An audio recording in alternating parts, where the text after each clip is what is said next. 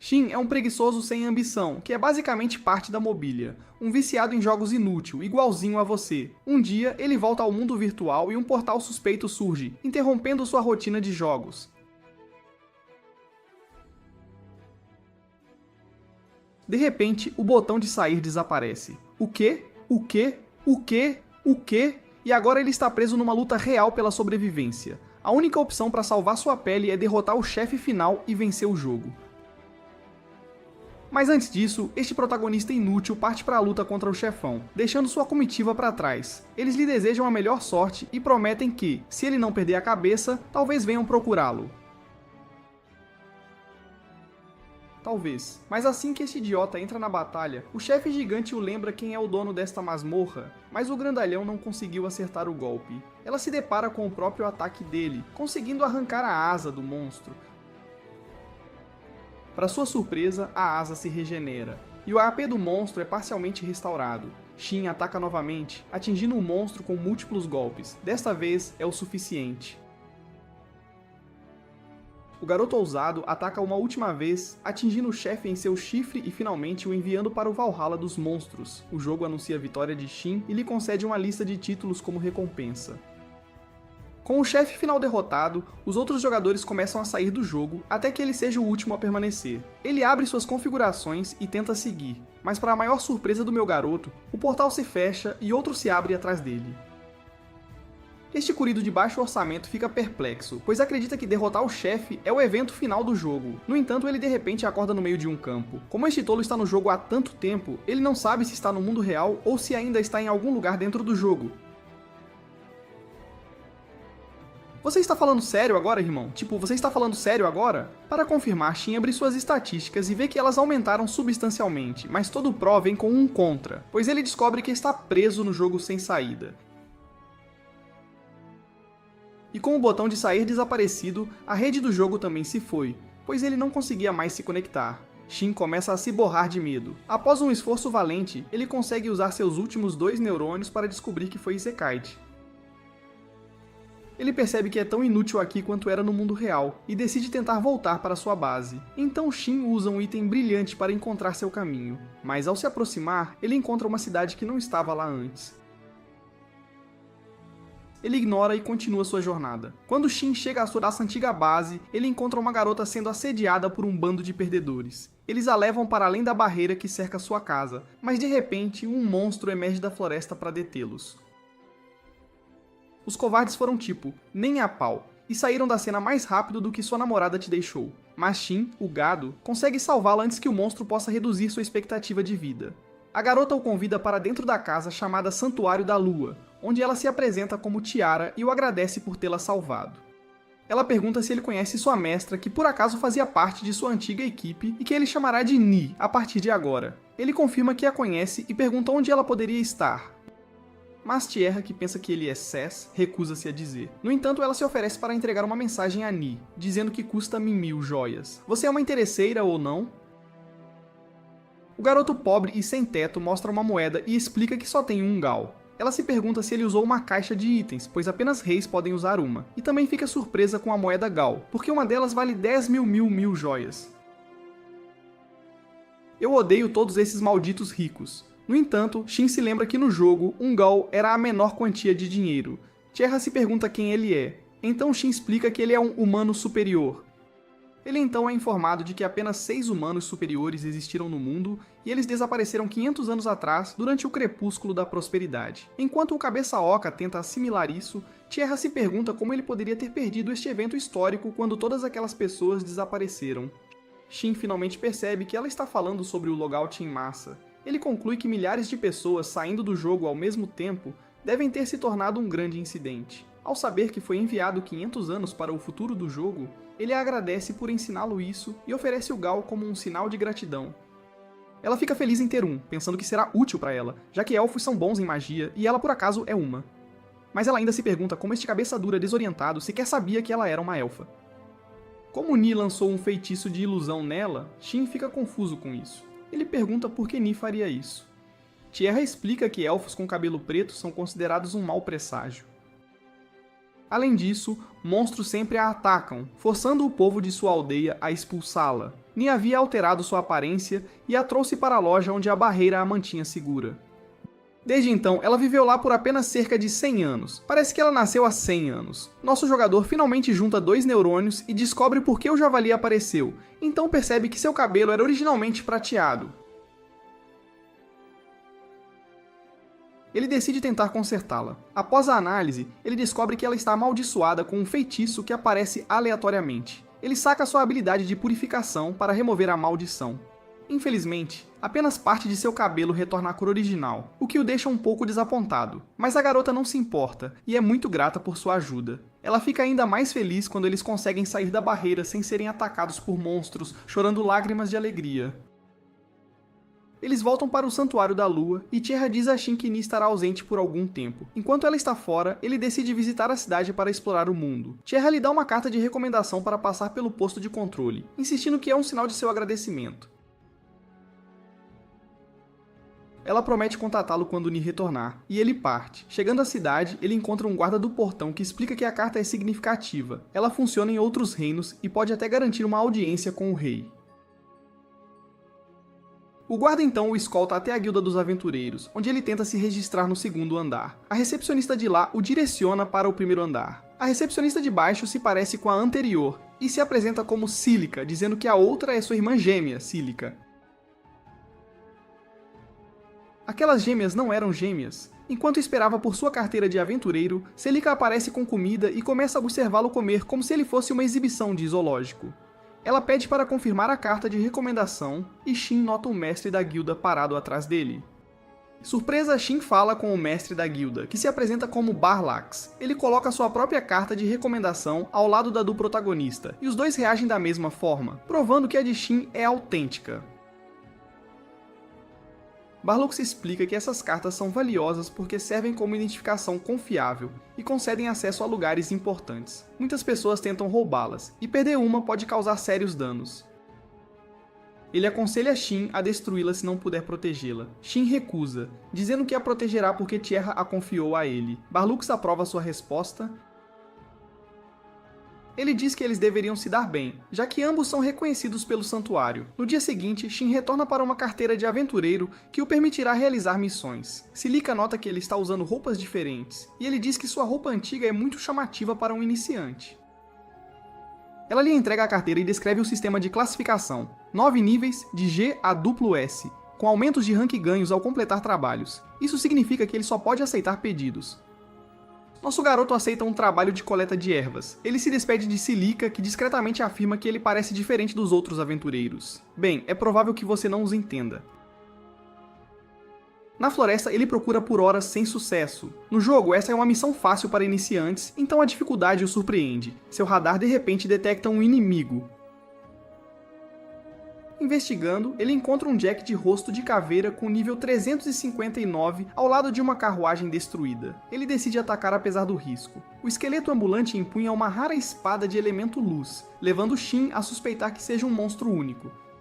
Seus primeiros ataques falham, e sua espada já está danificada. Sem outra opção, ele ativa seu limite. O golpe carregado mata o monstro instantaneamente, mas sua espada é arremessada para longe, impedindo o cabeça dura de reivindicá-la. O monstro deixa cair uma gema, que ele pega em vez disso. Enquanto isso, a espada aterrissa dentro do castelo real como uma entrega noturna da FedEx. Os guardas ficam confusos, mas a segunda princesa Ryan ordena uma avaliação e exige saber quem a jogou, imaginando que quem o fez deve ser uma fera absoluta. Na cidade, o protagonista vê soldados feridos. Um guarda diz que seu grupo de 12 foi atacado pelo Jack de rosto de caveira, e apenas 4 sobreviveram. A carruagem quebrada pertencia a eles.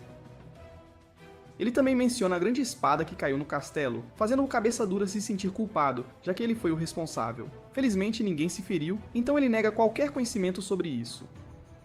Shin entra na guilda, onde vê um grupo de aventureiros presentes. Ele pergunta a Cílica sobre eles, e ela lhe diz que os aventureiros estão se reunindo para caçar o monstro de rosto de caveira. O idiota afirma que já o matou e mostra a gema. Cílica fica tão chocada que se aproxima dele gritando em dúvida. Ele aponta que ela está muito perto, então ela se afasta. Elsie chega e Cílica explica o que Shin acabou de lhe dizer. Ele admite que o monstro não deixou cair nenhum equipamento notável. Elsie acha isso incomum, pois até mesmo equipamentos de rank B são valiosos. Ela pede a Cílica para verificar a gema em busca da mana do monstro. O protagonista pergunta sobre as aparições do Jack de rosto de caveira. Elsie diz que eles se formam em áreas de alta mana com energia de morte persistente. Mas esta floresta tem pouca mana, então um tão forte não deveria existir. Shin conclui que o que ele lutou é uma exceção, e menciona que era de nível 359, o que surpreende ambas as mulheres. Elas decidem confirmar suas afirmações avaliando a gema. Ellie diz que se seu relato for verdadeiro, sua habilidade excede a de um grupo de Rank A. Ele então pede a ela para manter isso em segredo. Mais tarde, o protagonista vai a um restaurante para jantar. A garçonete, Cílica, diz que alguém compartilhará sua mesa. Um homem com uma lança venenosa, vestido como o vocalista de uma banda gótica masculina, entra, atraindo muita atenção da multidão na estalagem. Ele se aproxima de Shin e se senta, apresentando-se como Wilhelm. Ele presume que o nerd fraco à sua frente é um novato inexperiente, mas, após uma inspeção mais detalhada, ele percebe que o nerd está acima da média. Enquanto começam a conversar, Shin diz que está na cidade há apenas 3 dias e vem do campo. Wilhelm explica que seu apelido, o Vampiro, vem de sua lança que drena a vida, não de sua pele pálida. Nós sabemos, mas ele é branco. De qualquer forma, ele fica impressionado com a confiança de Shin, já que todos os outros parecem ter medo dele. No entanto, o nerd bobo é muito alheio para perceber isso, então ele compartilha uma refeição com Wilhelm. Não consigo evitar, eu gosto de boa comida, ok? Depois o protagonista visita a biblioteca para pesquisar o pôr do sol da prosperidade 500 anos atrás, mas encontra pouca informação. Ele descobre que os seres que vivem no mundo não mudaram muito desde então. Em outro lugar, Barlux discute o Jack de rosto de caveira com um pequeno conselho. Eles ficam chocados que quem o derrotou deixou sua armadura para trás e levou apenas a gema. Barlux está preocupado porque o nível do monstro era muito alto, mas um dos conselheiros, Aldi, está mais interessado em quem derrotou um monstro tão poderoso. O mestre da guilda se recusa a revelar a identidade de Shin, perguntando por que Aldi está tão interessado. Aldi então revela casualmente que a espada que voou para o castelo era uma arma de grau lendário. Todos concordam que o dono é alguém importante. Na praça da cidade, Shin nota uma jovem garota o observando. Ele oferece comida a ela e descobre que ela é Millie, do tipo tigre. Wilhelm diz que ela é uma órfã que frequentemente sai da igreja. Enquanto Shin parte, Millie sussurra um pedido a ele. Naquela noite, ele se lembra de Millie pedindo para ele resgatar uma raposa na floresta. Ele decide ir primeiro para no Santuário da Lua. Ele pede a Tiara para lhe mostrar sua espada, que só pode ser usada por eles ou por alguém que eles autorizem. Tierra a reconhece como uma arma antiga e fica inquieta porque teme que ela a consuma. Shin presume que isso se deve aos seus materiais e explica os monstros lendários usados para forjá-la. Ele entrega a Tiara cartas mágicas que podem alcançá-lo em qualquer lugar escrevendo seu nome e dizendo enviar. Ele se lembra de como havia tentado enviar uma para Ni na noite anterior, mas falhou. Ele decide testá-lo novamente, enviando-o para Tierra. Desta vez, funciona perfeitamente. Ele percebe que falhou anteriormente porque não conheceu Ni neste mundo. Tierra pede mais cartas para estudar, e ele concorda. Na floresta, Shin encontra um santuário com uma raposa envenenada e amaldiçoada. Ele a cura, desencadeando o surgimento de um exército de mortos-vivos.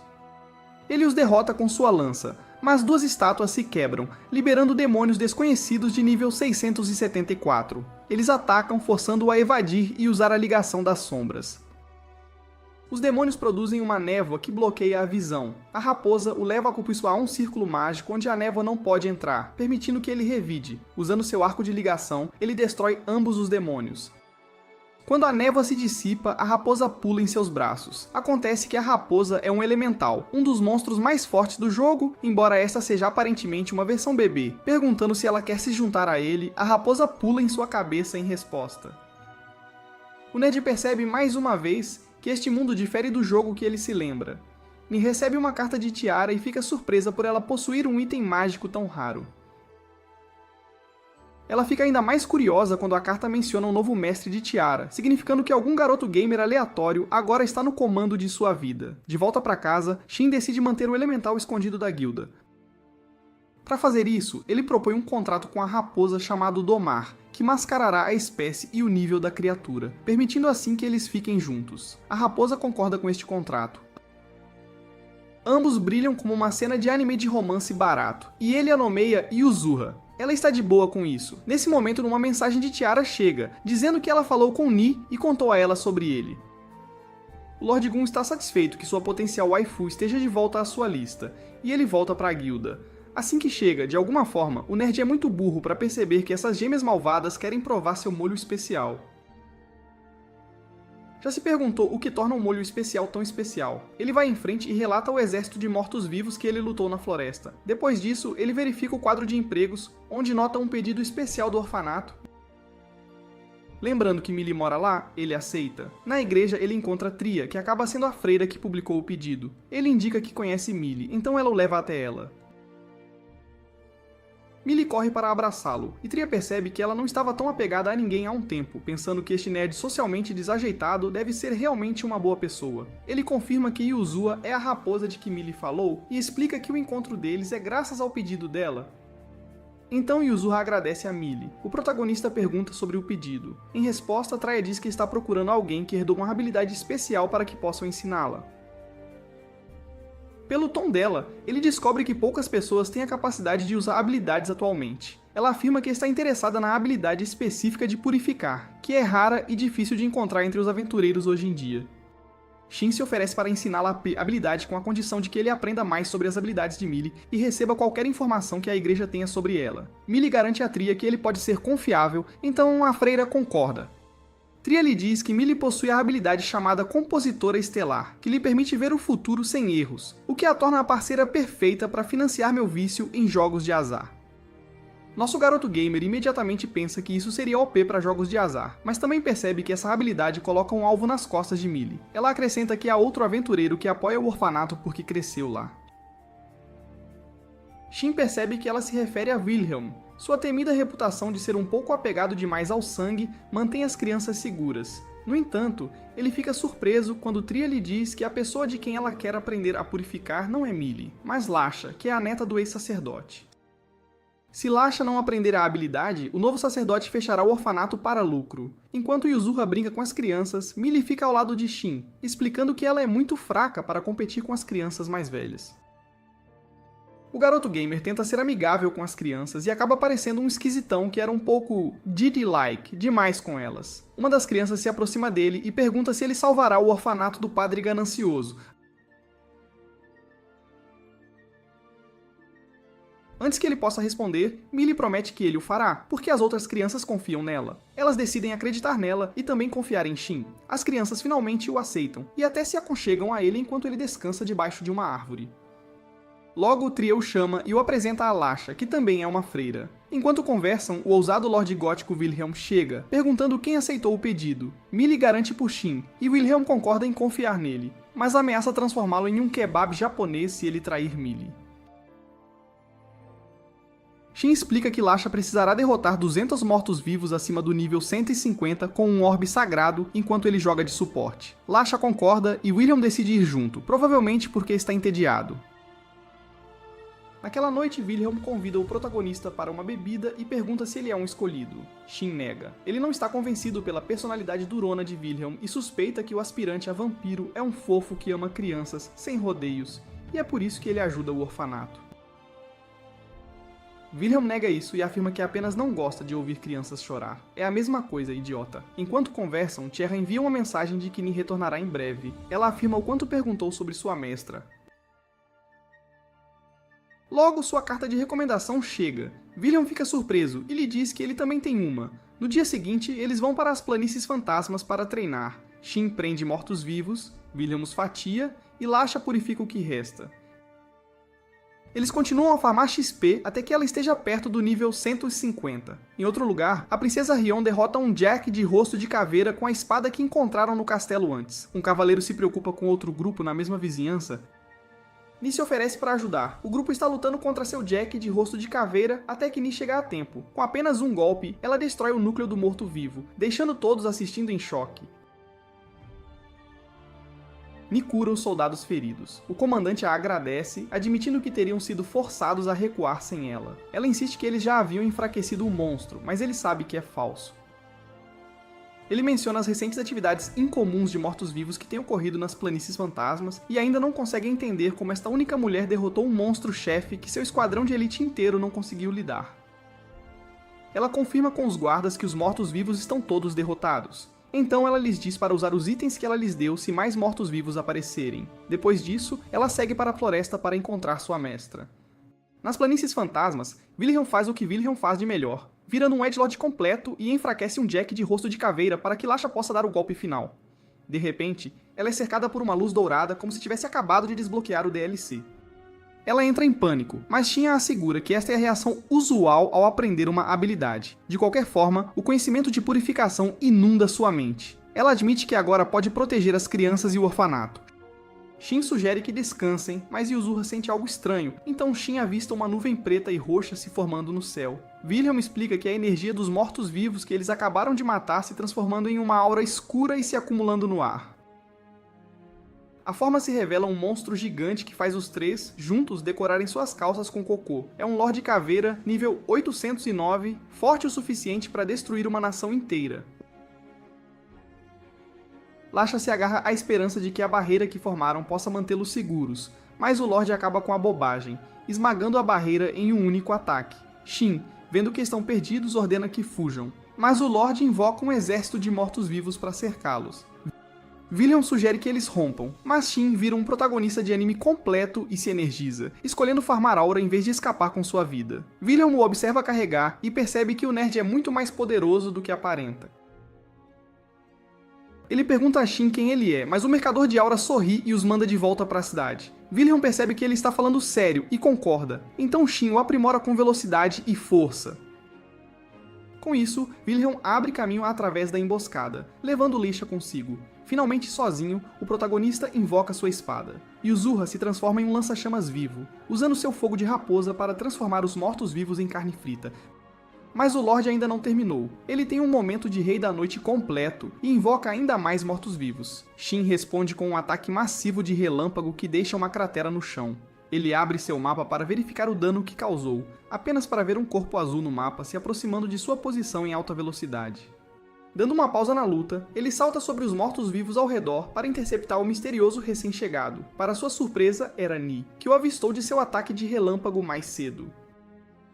Antes que ele possa falar com ela, ele percebe os mortos-vivos se aproximando. Yuzura detecta que seu mestre precisa de tempo com sua waifu albina e age como a perfeita wingman, erguendo uma barreira para protegê-los. De alguma forma, a pequena raposa é mais compreensiva do que meu colega de quarto da faculdade. Ni corre para a frente e abraça seu mestre, derramando uma lágrima. Ele a abraça de volta, sussurrando que estava de volta enquanto se seguram um ao outro. Infelizmente, a pobre raposa logo se cansa de manter a barreira. Ela desaba de exaustão, o que faz a barreira se desfazer. Ni e Shin lutam lado a lado, eliminando os mortos-vivos menores e até mesmo danificando o Lorde Caveira. Shin invoca uma segunda espada e desfere o golpe final. O monstro fala, exigindo poder, antes de morrer, e o herói de baixo orçamento fica chocado que ele pudesse falar. Ele pega o orbe e eles se movem para um local seguro. Ele explica que, após derrotar o chefe final e libertar todos do jogo, um portal o enviou 500 anos para o futuro, o que o confundiu até agora. Ni diz que ela e os outros personagens de suporte ficaram, mas o caos dividiu o grupo deles, e ela eventualmente retornou ao Santuário da Lua. Ela está feliz em vê-lo, mas ele pede que ela pare de chamá-lo de mestre para evitar chamar atenção. Ela cora ao usar o nome dele. Ele diz que planeja visitar o lugar sagrado para procurar um caminho de volta para casa. Ni esteve lá, mas não explorou muito. Ela fica triste com a intenção dele de partir. No entanto, eles concordam em retornar ao santuário. Eles planejam fazer uma celebração de reencontro. Ni nota Yuzura, agora com 3 caudas, e a raposa fala, assustando Shin. A voz dela havia retornado após a derrota do Lorde Caveira, provavelmente porque ele era um chefe. Ele pede que ela não fale na frente dos outros e que junte suas caudas em uma só. Ela obedece perguntando se é uma boa menina, e ele a acaricia no joelho. Lembrando-se de Wilhelm e Lasha, o fazendeiro de aura profissional os alcança. Lasha desmaia enquanto Wilhelm relaxa ao ver Ni. De volta a outro campo de batalha, Rian inspeciona os danos e se lembra de um ataque misterioso que aniquilou os mortos-vivos que estavam lutando antes, e também curou seus soldados. Um soldado chamado Godras mostra a ela uma espada com um emblema de falcão, dizendo que mesmo danificada, ela ainda irradia um poder insano. Ele diz que apenas uma pessoa poderia tê-la forjado, o ferreiro Eben, o deus supremo da criação dos autos humanos. Isso confirma o nível de ameaça e mistério em torno do aventureiro desconhecido. Rion fica abalada porque os altos humanos deveriam estar extintos. Gadras diz que não podem ter certeza, mas quem quer que tenha feito aquela lâmina era poderoso o suficiente para tratá-la como sucata. Rion se lembra que o ferreiro Eben já foi dono do Santuário da Lua e sugere que investiguem. O guarda pergunta o que ela faria se realmente encontrasse um alto humano vivo. Sem piscar, ela diz que o desafiaria para um duelo e talvez se casaria com ele se ele vencesse. Gadras quase desmaia. Ele implora para que ela não comece uma briga só para ver o quão forte o cara é. Ela jura que não é tão imprudente, mas ninguém acredita. Em outro lugar, William pressiona Shin por uma explicação sobre sua conexão com Ni. Ela está claramente feliz em vê-lo, mas William se recusa a deixar o assunto de lado. O Brutamontes tenta blefar, dizendo que Ni lidou com a luta contra o chefe, mas William não acredita. Em vez disso, ele aponta sua lança e ataca, forçando-o a admitir a verdade. Ele é um alto-humano e Ni o reconhece instantaneamente como seu mestre. William afirma que os altos humanos não são apenas fortes, eles também são mestres em seus ofícios, a ponto de algumas pessoas os adorarem. Shin admite que é um ferreiro e até se oferece para aprimorar a lança de William com desconto, mas o cosplayer de vampiro se recusa a deixar qualquer um tocá-la. Shin ainda lhe entrega um cartão de mensagem dizendo para ele entrar em contato se houver problemas. Ele tenta recusar, mas o protagonista insiste. Ele não abandonará o primeiro amigo que fez aqui. Isso força o Edgelord a finalmente aceitar sua ajuda. Com Wilhelm e Lasha indo para a cidade, Ni comenta que seu mestre nunca se gaba, mas sempre protege os fracos. Ele sugere que eles sigam para o Santuário da Lua, e ela sorri com a ideia. Quando chegam, Tiara corre para fora, pronta para fofocar sobre o novo cara, então congela quando os vê juntos.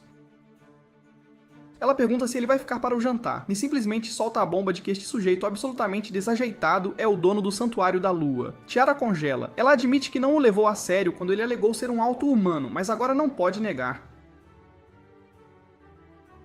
Percebendo que ele é seu chefe, ela se desculpa por qualquer desrespeito passado. Ele diz para ela não se preocupar e que prefere que as coisas sejam informais. Ele também apresenta Yuzua como sua nova mascote, o que deixa Tiara ainda mais confusa do que antes. No jantar, Shin elogia a culinária como Gordon Ramsay sob efeito de sedativos. Tiara diz que nunca viu comida assim e ele fica satisfeito ao notar que é feita com ingredientes que ele forneceu a Ni.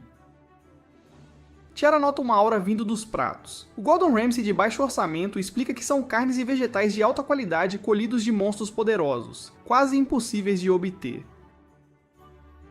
E acrescenta que a aura é mana residual, o que é comum em plantas e feras raras. Depois eles se acomodam e desfrutam da refeição. Eles relaxam e conversam sobre os outros personagens de suporte que Shin deixou para trás, e ele fica aliviado por estarem bem. Tiara fica bêbada e de repente interrompe. Ni a leva para a cama enquanto seu mestre ri e vai para seu quarto. Lá, ele encontra o espaço inalterado, com Yuzura adormecida em sua cama. Ele também se deita, mas acorda mais tarde para encontrar Ni ao seu lado, agarrada a ele e chorando em seu sono, sussurrando o nome dele. Ele se desculpa silenciosamente por tê-la deixado. A manhã chega, e Shin acorda com Yuzura em sua forma humana o abraçando. Assustado, ele rapidamente cria roupas adequadas para elementais humanoides. Ela o agradece, embora tenha dificuldade em vesti-las. No café da manhã, Ni fica muito feliz ao ver a nova forma de Yuzura. Yuzura compartilha sua história, explicando que 500 anos atrás, ela tentou impedir um cataclismo, quase morreu e foi salva por Ni. Isso desapareceu quando ela alcançou o santuário. Ela quase morreu, mas Ni a salvou. O protagonista diz que só a encontrou graças a Mili, e Yuzura decide agradecer a Mili novamente algum dia. Ni sugere que preparem um dos doces élficos de Tiara como presente, já que é um best-seller. Shin reclama que o Santuário da Lua não deveria ser uma padaria, mas Ni explica que o arsenal não abrirá sem ele de qualquer forma, então as armas não podem ser reabastecidas a menos que ele comece a forjar. Ele concorda em fazer novos equipamentos mais tarde, então Ni menciona visitar Gerard. Shin fica chocado, já que feras de alto nível raramente vivem mais de 150 anos, e já se passaram 500.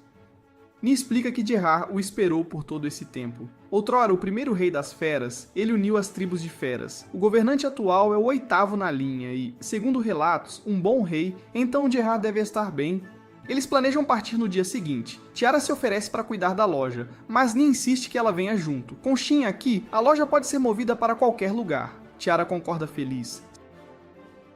Seu mestre diz que precisarão de suprimentos, e Ni menciona que visitará o reino para relatar sobre o Lorde Caveira, então ela também pode reunir suprimentos. Ele decide aceitar um trabalho ao longo da rota para Ferd para subir de rank enquanto viaja. Ele também quer forjar espadas e reabastecer o inventário. Ni sugere formar um grupo para comunicação por voz, que agora é chamada de telepatia. Shin adiciona todos ao link. Ela também propõe que se registrem como aventureiros. Abrindo a forja, o protagonista avisa Yuzurra para não tocar em nada, já que alguns itens são amaldiçoados. Ele começa a forjar, mas acidentalmente cria uma arma tão boa que quebra a economia do país, então ele a diminui antes de colocá-la em estoque. Tiara logo se veste com seu equipamento de aventureira, pronta para ir, e nosso simp virgem se sente estranho ao vê-la com a roupa. Para piorar, ela o pega com seus olhos pervertidos a encarando e declara que ele carregará as compras, já que não consegue manter seus olhos pervertidos para si mesmo. Tiara está de olhos arregalados no mercado movimentado, puxando Shin de um vendedor para o outro. Ele a lembra que ela realmente não sabe onde fica a guilda dos aventureiros, então ele assume a liderança. Quando ele pega a mão dela, ela fica vermelha, mas não a solta. Dentro da guilda, Celica o parabeniza por atingir o rank, e como se fosse uma grande conquista, e não a fase de tutorial. Ela explica que seu relatório sobre o rosto de Caveira no exército de mortos-vivos foi confirmado. Essa confirmação foi o que lhe rendeu a promoção, mas eles não podem promovê-lo muito alto e muito rápido. Ela então olha para Tiara e imediatamente entra no modo fofoca, perguntando o que está acontecendo entre eles. Shin diz que estão simplesmente viajando juntos, mas Celica ri e diz que as pessoas geralmente não andam de mãos dadas com apenas um companheiro. Ela o acusa de esconder algo, mas ele insiste que não há nada a esconder. Querendo mudar de assunto, Shin pergunta sobre a Terra Sagrada. Ele pergunta sobre o local que se acreditava ter sido destruído durante o Crepúsculo da Prosperidade. Celica responde que apenas aventureiros de rank B ou superior têm permissão para ver esses registros. O protagonista preguiçoso decide que esperará até que seu rank melhore. Ele então pergunta se há alguma missão que vai em direção a Ferd. Celica menciona um trabalho de escolta de uma carruagem para um centro de trânsito chamado Bayron, que parte ao meio-dia. Depois de sair da guilda, Tiara sugere que passem um tempo extra explorando. Então Shin propõe parar na igreja, o que faz os olhos dela brilharem. Eles passeiam pelas ruas, fazendo compras de vitrine como aventureiros falidos antes de chegar à igreja. Shin cumprimenta Lasha e Tiara faz sua apresentação educada. Lasha fica surpresa ao saber que Tiara é do Santuário da Lua, e imediatamente pergunta como ela se tornou discípula de Shin. Seu entusiasmo deixa óbvio que ela admira profundamente seu mestre. A adoração dela pelo herói é tão forte que é quase constrangedora. Dentro do edifício, Millie abraça Yuzurra e Shin. Lasha compartilha a notícia de que foi escolhida como a próxima sacerdotisa do templo. Tiara agradece ao protagonista pela ajuda e ele pergunta por Wilhelm. Lasha explica que o Edlod foi falar com um padre que quase havia assumido o controle da igreja, esperando descobrir as intenções do homem. Shin concorda que é uma atitude razoável. Ele então dá a Lasha uma pulseira e a Millie um colar, ambos calorosamente recebidos. Depois de se despedirem, eles pegam o cartão da guilda de Tiara com Celica. O Game Slave então decide que é hora de levar o Santuário da Lua com eles. Tiara admite que a ideia de carregar uma casa parece estranha, mas Shin acha isso completamente natural. Em um beco isolado, ele produz um cristal ligado a um local por meio de um feitiço de teletransporte. É destinado a uso único, mas Tiara fica impressionada ao saber que o teletransporte é considerado uma magia perdida. Shin diz a ela que pode fazer mais. Ele a lembra que é um auto-humano. Eles ativam o cristal e Tiara mal consegue conter seu espanto com a viagem instantânea. Eles chegam ao Santuário da Lua, e o protagonista guarda o edifício inteiro no colar que usa, dizendo a ela que esta é sua forma portátil. Ela ainda está maravilhada com a magia quando ele começa a se mover em direção ao próximo destino. Na carruagem, um aventureiro chamado Geian, que parece um crocodilo superdimensionado e um dragão subdimensionado, os cumprimenta. Eles se apresentam e são interrompidos pela companheira de Geian, Sabaki, que aceitou a mesma missão. O mercador anão Naklis diz que está contando com a proteção deles até chegarem a Byron, e a jornada começa. Em outro lugar, no Castelo Real, o rei se reúne com seus conselheiros. Eles o informam que, de alguma forma, o Santuário da Lua desapareceu, sabendo que foi construído antes do Crepúsculo da Prosperidade, usando tecnologia perdida. O rei suspeita de um assunto mais sério. A princesa pergunta sobre Ni, e seus conselheiros dizem a ela que seus relatórios preveem que ela chegará à capital dentro do dia. A princesa pede paciência, apontando que ainda não tem informações suficientes e que Rion ainda não retornou. Relutantemente, o rei concorda. De volta à carruagem, Shin sugere que todos compartilhem suas habilidades como se estivessem montando uma ficha de grupo de D&D. Gaian diz que é um samurai ranqueado com 0 habilidades mágicas, basicamente um atleta da espada. Tsubaki diz que é uma lutadora Rank B com buffs de velocidade. Tiara humildemente se apresenta como uma aventureira novata, híbrida de espada e arco, e curandeira desconto. Shin reivindica o status de samurai e diz que pode lançar alguma magia de fogo e relâmpago como extra. Gaian fica impressionado que um samurai possa usar magia, enquanto Tsubaki fica chocada que Shin não seja de Rodo. No reino dela, guerreiros se tornam cavaleiros ou berserkers, então samurais são vistos como esquisitos descolados. Shin defende o caminho, mas Tsubaki rebate que ele exige o domínio tanto do treinamento de cavaleiro quanto de berserker antes de avançar. Gaian explica que Hanamoto, outrora uma ilha isolada, é o lar de inúmeras guildas de samurais que mais tarde se uniram em uma nação. Ele lista os nomes deles, e o protagonista fica surpreso por serem os mesmos de 5 séculos atrás. A carruagem para abruptamente quando uma gangue de bandidos desconto bloqueia a estrada.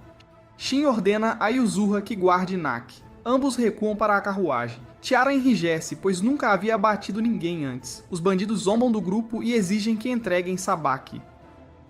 Com suas provocações grosseiras, a expressão de Shin endurece, sua intenção assassina se espalha pela estrada, deixando Tiara inquieta. Ela o incita silenciosamente a não perder o controle. Avaliando o inimigo, Gaian nota que a maioria é de baixo rank e suspeita de um informante. Uma flecha de repente derruba um bandido escondido, e o resto corre para lutar. Tsubaki, impulsionada pela magia, derruba um com um único golpe. Gaian corta a arma de outro. O protagonista badass derruba 2 de uma vez. O líder dos bandidos rapidamente percebe que eles não são lutadores comuns de rank E.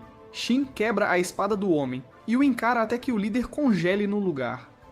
Quando ele exige o nome do informante, Tiara intervém, segurando levemente o braço dele. Deveria ter sido eu, não ele. Não é justo.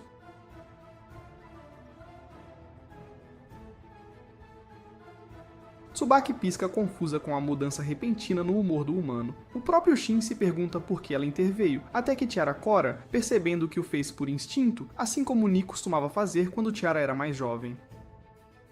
O grupo retoma sua jornada. No entanto, Gaian suspeita que os bandidos os haviam visado por causa da conexão da carroça com a igreja. Shin se pergunta qual havia sido o verdadeiro objetivo deles. Felizmente, eles chegam a Bayron sem mais incidentes. Antes de se reportarem à guilda, eles recebem seus certificados de conclusão de Naki. Quando ele pergunta sobre os planos de Gaian e Sabaki, eles dizem que estão indo para Killmon e esperam cruzar caminhos com ele novamente. Como Farnod ainda está longe, Shin propõe comprar sua própria carruagem. Ao inspecionar as opções, Shin acha a maioria delas genéricas e começa a modificá-las mentalmente como se estivesse jogando um simulador de mecânico de carros, o que imediatamente estressa Tiara, pois este homem pode transformar qualquer coisa em uma máquina de morte armada. Eles finalmente se decidem por uma, e o vendedor pergunta se eles têm cavalos, avisando que podem precisar de mais de um. Shin mantém a ideia de usar Yuzuha como um plano B em mente. Logo depois, Ni liga para dizer que terminou seu trabalho no reino e trará um monstro para puxar a carruagem, chegando no dia seguinte. Ela também menciona que todos surtaram quando o Santuário da Lua se teletransportou, mas consideram um alívio após repetidas ofertas de recrutamento. Naquela noite, eles ficam em uma pousada cara para relaxar. Yuzuha aproveita o tempo livre, e eles jantam juntos. Tiara e Yuzuha vão pro banho enquanto Shin é deixado sozinho para bater uma, o quanto quiser. Ni chega na manhã seguinte com um grande lobo de jade. Shin o identifica como um monstro único que deixa até Tiara surpresa, especialmente depois que ele demonstra interesse nela. Ni explica que é uma fera de classe sagrada adequada às suas necessidades e que pode encolher de tamanho. Pensando que havia cometido um erro quando Shin ficou em silêncio, ela fica aliviada no momento em que ele dá sua aprovação. Yuzuha descobre que o nome do lobo é Shimmer, e o grupo se prepara para continuar sua jornada. Ao partirem para Farnod, as modificações na carruagem de Shin tornam a viagem excepcionalmente suave. Ao longo do caminho, Yuzuha conversa com Shimmer, que revela que ele e sua mãe governavam a Montanha Sagrada antes que um aventureiro a derrotasse. Ele havia sido resgatado como filhote por Tiara um século antes, um fato que ela agora se lembrava. Ni transfere o contrato de Shimmer para Tiara, basicamente tornando-a uma mãe de lobo. Após a papelada emocional, Tiara finalmente desmaia para um merecido descanso. Quando seu mestre pergunta por quê, Ni diz que quer que Shimmer proteja Tiara. Aproximando-se de Farned, eles são recebidos por 2 feras de alta classe enviadas por Gerard. Elas escoltam o grupo até uma mansão, onde Gerard praticamente entra em curto-circuito ao ver seu antigo mestre aparecer vivo após 5 séculos. Gerard presta seus respeitos antes de apresentar o rei atual, Wolfgang, e sua filha, Curry. Shin gentilmente diz a ele que pode parar de chamá-lo de mestre, mas Gerard explica que a formalidade serve para deixar todos à vontade, já que os altos humanos são considerados seres lendários. Um flash de memória os leva de volta séculos, para quando Gerard e Shin haviam lutado lado a lado. Mesmo depois de separar um bom número de cabeças, muitos monstros ainda tinham as suas. A batalha estava longe de terminar. Shin estava de costas para ele, e disse para ele ficar alerta enquanto a próxima onda avançava. De volta aos dias atuais, e ambos esses idiotas não conseguem identificar como voltaram vivos daquela batalha. Gerard admite que perdeu a conta dos monstros que desviveu naquele dia e fala sobre o quanto o mundo havia mudado. Shin percebe que ele já deve saber sobre seus feitos e adivinha que Nili contou. Ela admite que é verdade, pois queria que Gerard ouvisse a verdade, sabendo que ele embelezaria a história à sua maneira. Ela vai preparar chá, o que dá a esses idiotas uma quantidade ampla de tempo de irmandade. Gerard pergunta a Shin por que ele desapareceu por 500 anos, e Shin lhe conta tudo, embora insista que não foi tão ruim. Gerard, na verdade, tem uma má notícia. Sua barra de vida está no fim, e logo ele passará para a vida após a morte como mestre Oogway. Minha hora chegou. Ele quer um último duelo, para enfrentar o homem que considera o guerreiro mais forte do mundo. Shin entende que Gerard deseja morrer em batalha e aceita o desafio. Naquela noite, Gerard reúne seus companheiros e lhes informa que o duelo ocorreria em uma semana, no local exato onde ele deseja encontrar seu fim. Seus velhos camaradas compreendem sem demonstrar qualquer emoção, mas Curry simplesmente não consegue aceitar.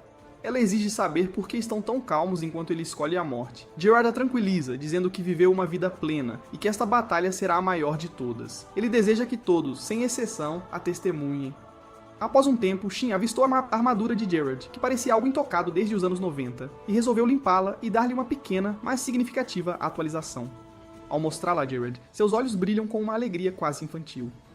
O dia do duelo chega, e Gerard pergunta se Shin retornaria ao seu próprio mundo depois. Shin garante que no instante em que terminar com seus traseiros inúteis, ele fugirá deste mundo no segundo seguinte, sem hesitação. Mas ele adoraria garantir que todos estejam felizes antes de partir. No dia seguinte, a clareira na floresta onde o duelo será realizado é cuidadosamente preparada. Os espectadores tomam posições em um penhasco acima, enquanto Ni promete protegê-los de ataques perdidos.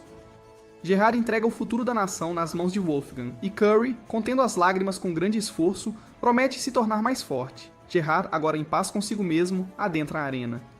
Eles avançam para um ataque, e quando suas armas se chocam, isso gera uma explosão tão imensa que você a veria facilmente da sua sala de estar. Eles se separam e se movem com a velocidade da luz pela floresta, provocando pequenas explosões. Os companheiros de Gerard observam com admiração, percebendo que ele pode igualar a força de um humano superior. Nick, no entanto, sabe que eles ainda estão se contendo, que começarão a lutar de verdade muito em breve. O verdadeiro duelo então começa. Os dois combatentes fazem uma pausa, e Gerard admite que nenhum de seus ataques está funcionando até agora, mas Shin percebe que ele está se contendo. O rei decide elevar o nível da luta, transformando-se em um lobisomem branco e gigantesco. Ele se lembra que Shin prometeu não usar suas habilidades mais devastadoras, que ele conquistou ao derrotar o chefe final, pois isso encerraria a luta muito rapidamente. Mesmo assim, Gerard ataca ferozmente, com a intenção de fazê-lo lutar com tudo e a sério. Shin contra-ataca com magia, mas o lobo desaparece em um lampejo de velocidade, reaparecendo em seu flanco para desferir um golpe esmagador que faz o herói virgem deslizar para trás na terra. Sem qualquer pausa, Gerard lança sua técnica suprema, a excelência lendária, que ejeta uma poderosa e concentrada explosão de energia. Shin ergue uma barreira para absorver o impacto, mas seu oponente já está novamente atrás dele, forçando-o à defensiva com combos contínuos, pressionando-o ainda mais. Percebendo que seu adversário está realmente dando tudo de si, Shin decide lutar com força total. Ambos disparam poderosas explosões de energia que colidem e formam uma esfera gigantesca que destrói as árvores ao redor. Gerard ganha a vantagem, estilhaçando a espada de Shin e criando uma abertura crucial. Ele se move para desferir o golpe final, mas de repente fica sem energia e desaba, retornando à sua forma humana. Shin o ampara antes que caia, recusando-se a deixá-lo atingir o chão. Gerard, sorrindo, diz que treinou por 500 longos anos para esta batalha. Ele sabe que Shin estava se contendo e pede para ver seu poder total antes de morrer. Shin obedece, liberando uma coluna de luz brilhante que perfura o céu. O lobo observa a manifestação do poder total de seu mestre. Então ele fecha os olhos, completamente satisfeito. Ele parte sem arrependimentos. Shin o carrega de volta, onde seus companheiros lamentam, mas não choram, sabendo que ele morreu da maneira que sempre desejou. Kuri lamenta, mas compreende. Eles o enterram mais tarde naquela noite, com seus súditos prestando suas últimas homenagens. Naquela mesma noite, Nia encontra Shin sozinho. Ela o abraça com força, dizendo-lhe que está tudo bem em chorar. Ele admite que deu a Gerard a batalha que ele tanto desejava, mas não pôde evitar sentir uma profunda tristeza pela perda de seu amigo. Ni lhe diz que seu dever foi cumprido, e que está tudo bem em derramar algumas lágrimas. Shin finalmente liberta sua dor nos braços dela. No dia seguinte, o grupo segue para a cidade. Shin se pergunta por que seus companheiros estão vestidos como furries de fanservice, e Ni explica que os elfos se destacam demais, então estão tentando se misturar. Ela pergunta ao viciado em jogos o que ele pensa, e ele lhe diz que ela está ótima, o que faz Tiara corar, surpresa ao ver seu mestre agindo de forma tão casual. Eles estão ali para encontrar Shuad, um dos outros companheiros de Shin, que também compareceu ao funeral de Gerard. Eles chegam aos aposentos onde todos os representantes estão hospedados. Shin se pergunta se Shuad também se tornou um rei como Gerard, e Ni menciona que ele foi o primeiro imperador do Império Dragão, mas desde então se aposentou de suas funções. Eles são escoltados até um quarto e Shuad é trazido. Ele instantaneamente se curva a Shin, jurando servi-lo mais uma vez, mas Shin lhe diz para relaxar. Ni explica que as coisas de fato estão diferentes agora. Eles compartilham um pouco de chá e colocam a conversa em dia. Shuad pergunta o que ele planeja fazer em seguida. Shin explica que pretende ir ao Palácio Sagrado para conduzir pesquisas mais aprofundadas. Shuad pede para acompanhá-lo, mas somente depois de retornar ao seu próprio país primeiro. Eles concordam em manter contato por telepatia. Enquanto Shin parte, ele devolve a antiga arma de Shuad. O rei aposentado fica maravilhado ao vê-la depois de tanto tempo e percebe que ela se tornou ainda mais poderosa. Shin explica que a aprimorou enquanto reparava o equipamento de Gerard. O rei aposentado está pasmo com o rápido crescimento de Shin e Tiara também não consegue acreditar. Em seguida, eles visitam a Guilda dos Aventureiros. Shin decide aumentar seu rank de aventureiro e aceita uma missão de extermínio de goblins. Tierra pede para acompanhá-lo, e eles se dirigem para a floresta.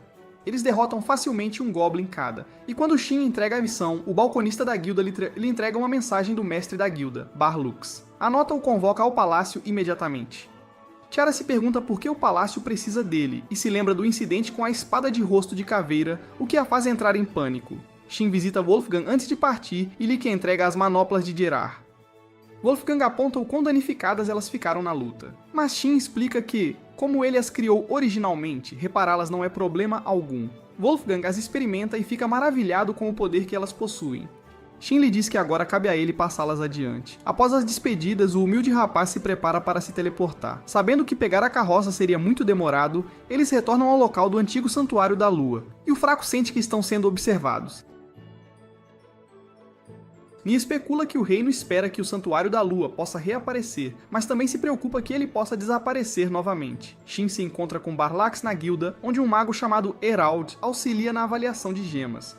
O interrogatório logo se torna sério. Shin se pergunta por que o palácio o convocou quando Herald de repente pergunta se ele sabe sobre a espada que voou para dentro do palácio e colidiu com o quarto da princesa. Shin fica chocado. Herald explica que a espada é comparável a um tesouro real e observa a gema que o Cabeça Dura deixou para trás do incidente da caveira. A mana da gema corresponde à da espada, confirmando o envolvimento de Shin. Barlux o tranquiliza, dizendo que ele não está em apuros graças à carta do santuário. Ele acrescenta que foi a segunda princesa, Rian, quem o convocou durante a noite. Noite, por que a noite afinal? Shin explica a situação aos outros. Mi especula que o reino pode estar tentando recrutá-lo ou até mesmo casá-lo com um nobre, levando Shin a sugerir que finjam que ele está noivo dela ou de Tierra. Yuzurra também brinca sobre querer ser sua noiva, o que o faz entrar em pânico sabendo que ela é muito jovem para isso. No dia seguinte, o nerd dos jogos visita o castelo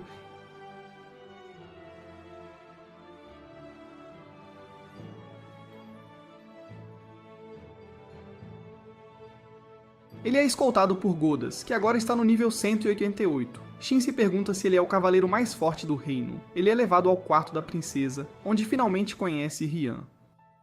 Ela explica a situação com a espada de rosto de caveira e observa que deve ser uma arma excepcionalmente poderosa. Shin menciona casualmente que até quebrou sua própria arma enquanto a enfrentava. Rian o observa com muita atenção, ponderando suas palavras contra sua própria habilidade de intuição. Ela comenta que alguns aventureiros que se destacam são convocados pelo palácio, embora outros tenham sido assassinados durante tais convocações. Ela explica que o Brutamontes está seguro, confiando em sua habilidade de intuição e na recomendação do Santuário da Lua, no qual ela confia para não enviar um assassino. Finalmente, ela chega ao ponto principal. O fraco bajulador se prepara, esperando uma proposta, mas Rian simplesmente pede para lutar com ele. O guarda protesta, lembrando a Rian que ela é uma princesa e não deveria pedir a Shin para lutar contra ela. Ela explica que precisa fazer isso para confirmar as habilidades dele, levando-o à sala de teletransporte. Eles são instantaneamente transportados para o campo de treinamento, um local construído para batalhas entre os escolhidos. Ela explica que ninguém sabe quem estabeleceu os pontos de teletransporte, apenas que eles existem há centenas de anos. Shin comenta que faz sentido. Dado que a teletransporte é considerada uma magia perdida, ele não está surpreso com isso. Rian o instrui a pegar uma arma. Ele escolhe uma espada, mas ela empunha uma enorme arma de 2 mãos com apenas uma. O duelo começa. Suas armas se chocam, e Rian de repente tenta chutar seu oponente, que desvia facilmente. Ele percebe que ela é uma lutadora habilidosa e ajusta suas estatísticas para igualar o nível dela. Ele avança tentando dominá-la, confiante em sua força física. Ela lhe diz para confiar em suas próprias habilidades. Ele se prepara para usar uma de suas habilidades, apenas para ela copiá-la instantaneamente. O guarda afirma que eles estão em pé de igualdade. O protagonista ataca, mas Rian contra-ataca com um movimento devastador que estilhaça o chão. Ele fica impressionado com o poder dela, reconhecendo que teria morrido se o golpe tivesse acertado. Ela, por sua vez, também reconhece que ele é forte. Shin sugere encerrar a luta, notando que a espada dela está atingindo seu limite. O guarda concorda que ela alcançou seu objetivo, então Rian encerra o duelo. Ela pede a Shin para se juntar a ela, dizendo que o reino precisa dele, mas ele recusa educadamente, preferindo a vida de aventureiro, e ela respeita sua decisão. Curioso sobre a espada de rosto de caveira, o protagonista pergunta por que ela a possui. Ela explica que ela caiu em seu quarto e descreve o costume onde um homem oferece sua espada como proposta de casamento, o que o deixa confuso. Ela a vê como um presente, mas o protagonista esclarece que ela chegou por acidente e nunca foi uma proposta. O guarda o alerta que alguns podem usar o incidente como desculpa para prendê-lo e forçá-lo a servir ao reino. Rian sugere tratá-la como um tributo para evitar mais problemas e se oferece para pagar por ela. Mas Shin recusa o dinheiro, solicitando acesso à biblioteca mágica em vez disso. Ela concorda, e eles retornam à sala de teletransporte. Eles encontram os guardas inconscientes e avistam o sacerdote, Geralt, sob o controle de alguém. O guarda tenta intervir, mas Rian e Shin desaparecem, reaparecendo nas ruínas de uma cidade antiga. Rian a identifica como uma terra sagrada, e se pergunta por que Geralt perdeu a razão. Eles tentam retornar ao palácio, mas ela não consegue usar telepatia sem um grupo. Shin contata Ni, explicando que alguém está controlando Geralt. Ni reconhece que a magia de controle mental é um tabu. Isso confirma que estão lidando com um encrenqueiro poderoso e perigoso. Shin decide não usar magia de teletransporte para evitar chamar a atenção. Ele instrui Ni a resolver tudo e encontrá-lo em uma cidade próxima, Valmar. Ni informa Tiara sobre o assunto urgente e pede para ela se juntar, explicando que precisam ir ao palácio.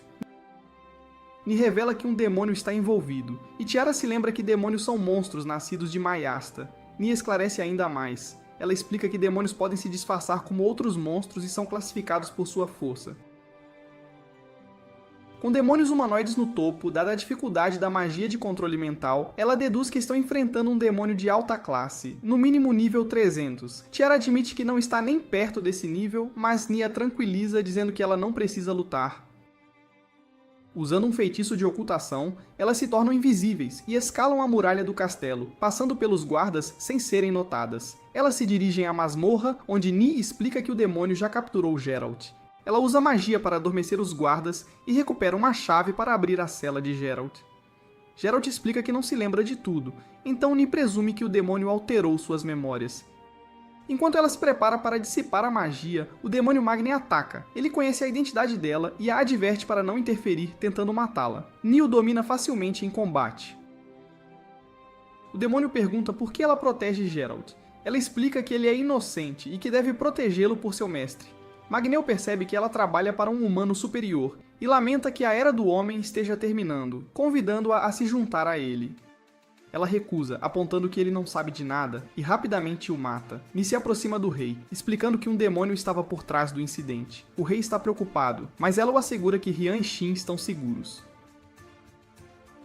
Isso traz alívio a todos. Geralt se desculpa por suas ações, e o rei o perdoa, compreendendo que ele estava sendo controlado, e pede que continue servindo ao reino. Shin comenta que o público entraria em pânico se soubesse a verdade, então o rei decide manter o incidente em segredo.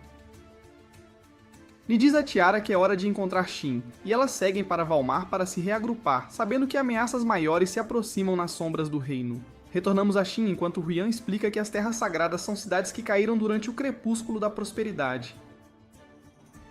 Ela acredita que estão repletas de monstros poderosos. Ela lhe mostra a espada de rosto de caveira e pergunta sobre sua arma. Ele a dispensa, pensando em esconder sua força total. Se ela descobrir o quão poderoso ele realmente é, ela nunca o deixará partir. Ryan explica que seu povo uma vez explorou a cidade através do Portão Sul. Eles encontraram uma pequena porta que continha o dispositivo para abri-la. Enquanto exploram uma maneira de sair das ruínas, Shin tenta escapar pulando por uma das muralhas da cidade, mas é teletransportado de volta. Ele tenta novamente algumas vezes, e a mesma coisa acontece. Neste ponto, ele descobre a razão. De sua experiência como um viciado em jogos virgem, ele reconhece que a cidade inteira é uma masmorra. A única saída é através das esferas brilhantes. Ele lhe mostra uma das esferas, e quando eles a tocam, ela os transporta para o próximo local. O protagonista sente a presença de um monstro por perto. Eles decidem confrontá-lo e descobrem que é uma criatura tipo fantasma que se parece com um testículo enrugado chamado Gilly-Wise. Ele observa sua magia de vento enquanto ela invoca um poderoso redemoinho. Ele o corta ao meio, criando uma abertura para a princesa, que ataca o monstro, mas de alguma forma ele sobrevive. Shin o finaliza. Ryan, surpresa, pergunta sobre sua espada e ele admite que é um item extremamente raro. Mais fundo na masmorra, eles encontram um slime gigante chamado Gilsly. Ryan o subestima e avança apenas para ser contida por seus tentáculos pegajosos. O Cavaleiro Branco intervém, usando sua habilidade para salvá-la. Só então ocorre ao idiota que seu ataque direto foi imprudente. Shin explica que o Slim é imune a ataques físicos e é altamente inteligente. Ele avisa que o Slim perseguirá suas vítimas incansavelmente. Usando magia de fogo, ele o derrete, expondo seu núcleo. Ryan destrói o núcleo, mas percebe que suas roupas estão rasgadas. O cara entra direto no modo Simp e lhe entrega uma roupa minúscula que não escondia muito de seus olhos pervertidos.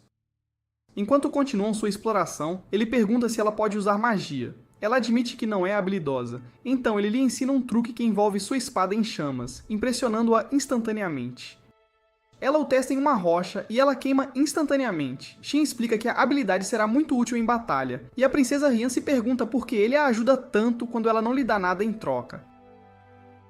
Ele lhe diz que proteger o povo de seu reino já é agradecimento suficiente. No portão, ele de repente se sente estranho, como se estivesse sendo puxado para dentro. Eles veem um ovo enorme bloqueando o caminho. Ryan afirma que monstros raramente nascem de ovos, então isso é algo diferente. Um grifo de gelo emerge, pronto para atacar, e pode congelar qualquer coisa com seu hálito. Shin salta para longe com Ryan, formulando um plano de ação.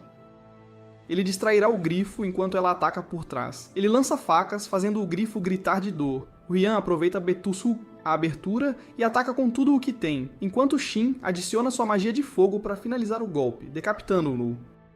Eles pensam que a luta acabou, mas o grifo se regenera instantaneamente. O idiota percebe que ele foi criado com magia. A única maneira de derrotá-lo é desativando o feitiço.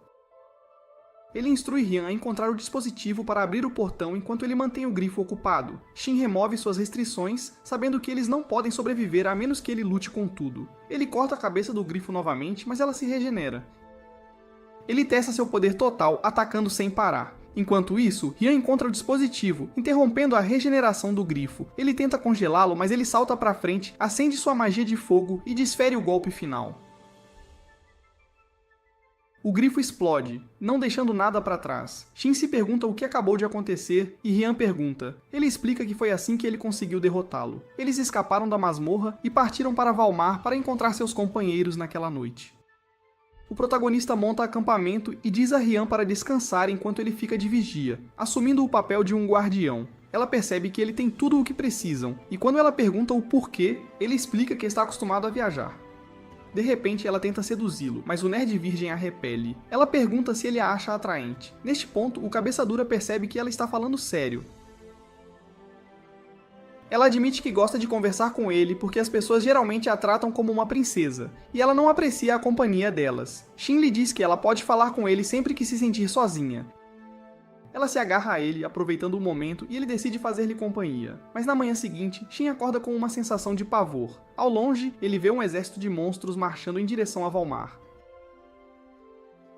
Rian menciona que o fenômeno é chamado de enchente. Ela explica que Valmar está acostumada a lidar com isso, mas a cidade sempre sofre baixas. Ela diz que parece ameaçador, e Shin não quer que as pessoas morram, então ele decide proteger a cidade. Eles chegam a Valmar e Rian diz a Shin para se reportar à Guilda dos Aventureiros enquanto ela conversa com o Lorde local, pois precisam reunir os guerreiros da cidade para defender-se contra os monstros. Shin encontra o mestre da guilda, Lak, que explica sobre a enchente e diz que ela chegará a Valmar em poucos dias. Lak permanece cético, então Shin mostra sua carta de recomendação e menciona que Rian está conversando com o Lorde local. Lak percebe que ele não está mentindo e declara estado de emergência, dizendo que a guilda participará da batalha. Shin o assegura que também contribuirá, o que agrada a Lak, que fica feliz em tê-lo por perto. Ele então nota uma loja chamada Melond e pensa que ela lhe parece familiar. Ele diz a Ni, mas ela afirma que nunca ouviu falar dela. Ele encontra um elfo que reconhece como Barrett, que havia servido como personagem de apoio para um dos amigos do herói de baixo orçamento. Eles passam um tempo juntos e o protagonista explica sobre a enchente, mas Barrett pergunta por que ele não a resolveu antes, sabendo que ele poderia tê-la destruído. Shin explica que é por causa de Ryan, não querendo que ela soubesse de seus poderes. Ele então pergunta a Barrett sobre Melond, e ele explica que pertence ao velho amigo de Shin, Ryo. Acontece que há outros jogadores na cidade, o que surpreende Shin, já que ele pensava que Ryo havia morrido durante o Jogo da Morte. Barrett lhe mostra uma lista de todos os jogadores no mundo, e para sua surpresa, o Brutamontes percebe que conhece muitos deles. Barrett também mostra uma lista de assassinos de jogadores, e Shin os despreza por terem tirado a vida de seus amigos durante o Jogo da Morte. Barrett explica que Ni ordenou aos caçadores que alvejasse esses assassinos. Ele se pergunta por que ela não contou a Shin, mas sabe que ela nunca o trairia. Ele tranquiliza o viciado em jogos para não se preocupar. O herói de baixo orçamento pergunta se Barrett vai se juntar à batalha, mas ele diz que não é necessário. Ele sabe que o protagonista pode proteger a cidade sozinho. Ele brinca que estará lá pela pilhagem, recordando seu grande amor por dinheiro. Judeu típico. No dia seguinte, Shin, Ni e Tierra se dirigem ao castelo do Lorde. Lá, o Lorde Toro os informa detalhadamente sobre o plano de batalha. Os escolhidos atuarão como a vanguarda, os cavaleiros defenderão logo atrás, e o esquadrão de Ni fornecerá suporte de longo alcance. Shin percebe a ausência de monstros fora do castelo e relata isso a Toro, supondo que seja devido à inundação. Toro não acredita nele, pois tal coisa jamais ocorreu. Ni explica que já presenciou monstros se unindo à inundação antes e é provável que um chefe os esteja liderando. Toro acredita nela, e o nerd dos jogos recorda uma situação bastante similar durante o Jogo da Morte, grato por ela ter esclarecido tudo para todos. Mais tarde, ele agradece a Ni por ter conduzido a discussão e pergunta se ela utilizou feitiços avançados enquanto ele esteve ausente. Ela nega, afirmando que feitiços básicos foram mais do que suficientes. Shin decide que precisa ocultar seus poderes, instruindo-a a empregar um feitiço avançado logo no início da batalha. Naquela mesma noite, todos se preparam enquanto a grande inundação se aproxima.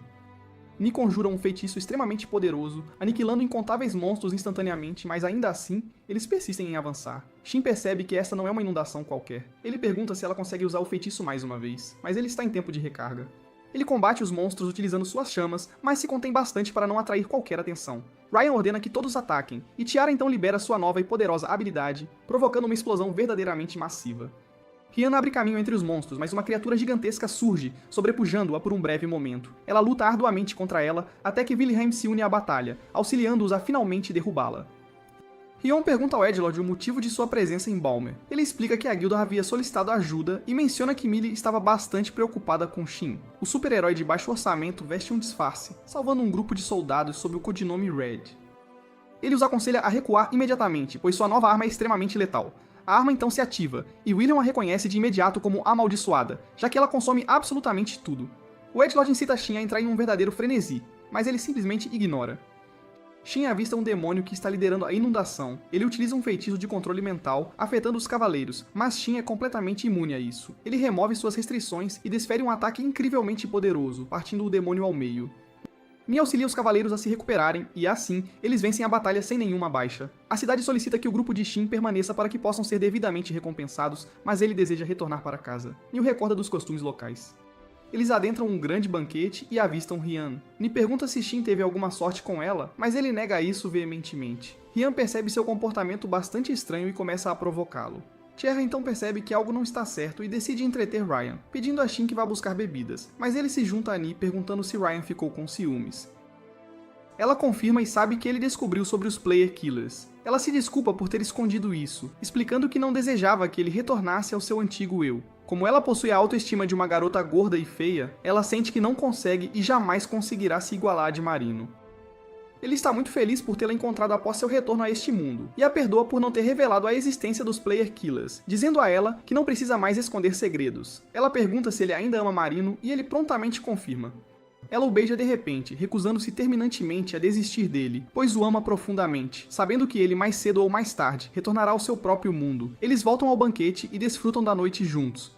Shin afirma que este mundo ainda guarda muitos mistérios. Ele se preocupa bastante com os Player Killers, temendo que possa se tornar o próximo alvo deles. Sabendo que ainda existem outros jogadores neste jogo, ele resolve encontrá-los. Ele diz que continuará sua busca por respostas com seus amigos sempre ao seu lado. E é exatamente aqui que esta história chega ao fim. Por enquanto, muito obrigado por ter chegado até o final. Você é uma pessoa de verdade. Para confundir os fãs falsos, escrevam Estação de Teletransporte nos comentários. Deixem seu like, inscrevam-se e confiram um de nossos outros vídeos. Mantenham-se incríveis. Mantenham-se Anigeek.